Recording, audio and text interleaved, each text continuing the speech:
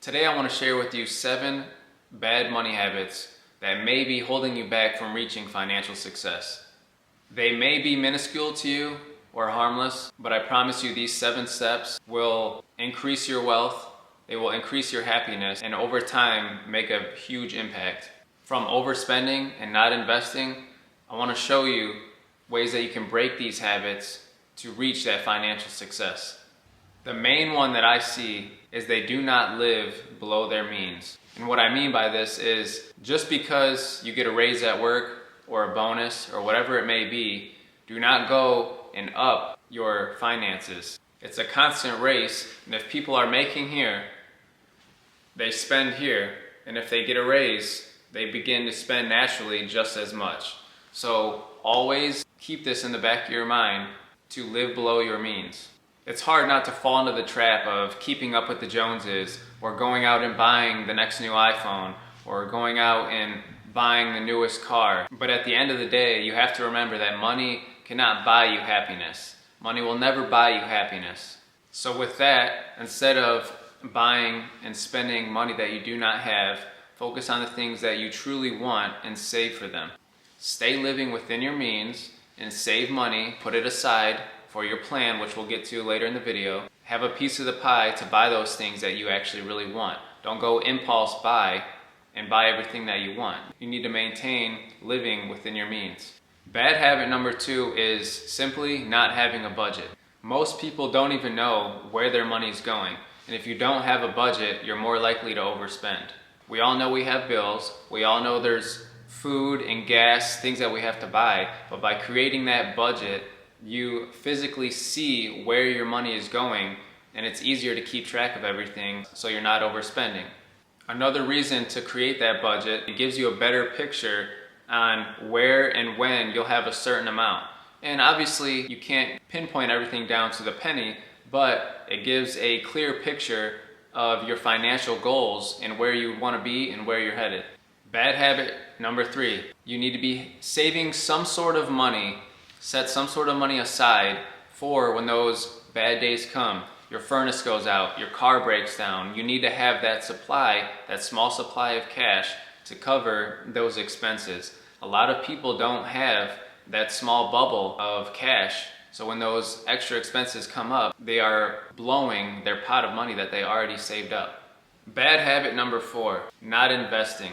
By investing, you're guaranteeing that your money is going to grow over time. Your investments alone will grow on compound interest. So by investing, obviously you won't see the money right away, you won't see it right now. But when you invest, you have that money sitting in an investment account, Roth IRA, wherever you choose, and your compound interest and your money will work for itself. By not investing, you're missing out on great potential returns. Bad habit number 5 is not educating yourself about money. When you learn about money, you'll realize that it's a tool. By educating yourself on money and your finances, that alone will give you the power to control the dollar amount that you have. It's important to learn about financing, budgeting, taxes, investments. When you learn about money and educate yourself on money and where it's going, what it's doing, why it's doing it, having that leverage will help you in the long run. When you educate yourself on money, it'll give you the advantage of making the proper decisions on what to do with your money and what's best for the route that you're taking. Bad habit number 6 would be not having a plan. This is a huge one in our generation now. Not having a plan will set you up for failure immediately. And by plan, I mean, are you planning to buy a house here soon? Are you planning to buy a car? Do you want your investment account, your 401k account, to reach a certain dollar amount in a specific time? Plan where you want your finances to go. So again, it gives you a clear vision on the money that you have, the money that you're spending, and the money that you're saving. The easiest way that I found to create a plan, sit down, write everything down, or on an Excel sheet, whatever works best for you, and specifically put where every dollar is going. By writing everything down, it's easier to visually see, okay, I have this much that I'm making, I have this much that I'm spending, where am I going to spend it, what sections or categories am I going to spend it, how much am I going to have left over, and it'll help you track those goals a lot simpler. And I will say that going over these things it will rise and create a bunch of emotion. You will get upset because then you realize, oh my gosh, I didn't know that I was spending this much money on X, Y, and Z. But that's the point of this. That's why you're doing this, is to create that boundary for yourself and that limit. This is what I'm gonna do. This is my plan. Here's my goal. I'm gonna do X, Y, and Z to get there. Last but not least is bad habit number 7. And that's not reviewing your financial plans and your financial goals on a regular basis. You can create these plans, lay everything out, but if you're not staying on top of yourself with everything that you say you're gonna do and stay committed and dedicated to your goal, it's going to fall through. You need to go back, you need to review your plans, make sure you're keeping yourself in line, following your plan and your goals. And again, by reviewing this, maybe some things aren't working.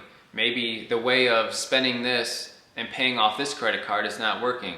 So by reviewing your plans, it'll help you change the direction of your savings or spending, whatever it may be, to help you stay on track to reach that financial goal. Breaking these bad habits will not only lead you to a better life, but it will help you with your financial goals.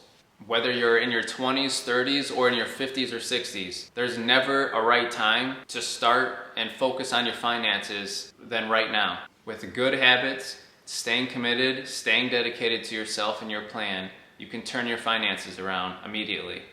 So thank you for watching. I hope this video helps you break down your bad habits and eliminate them so you're on the path to financial success. As always, don't forget to subscribe, hit the like button, click the bell so you always get notified when I post, and I'll see you in the next one.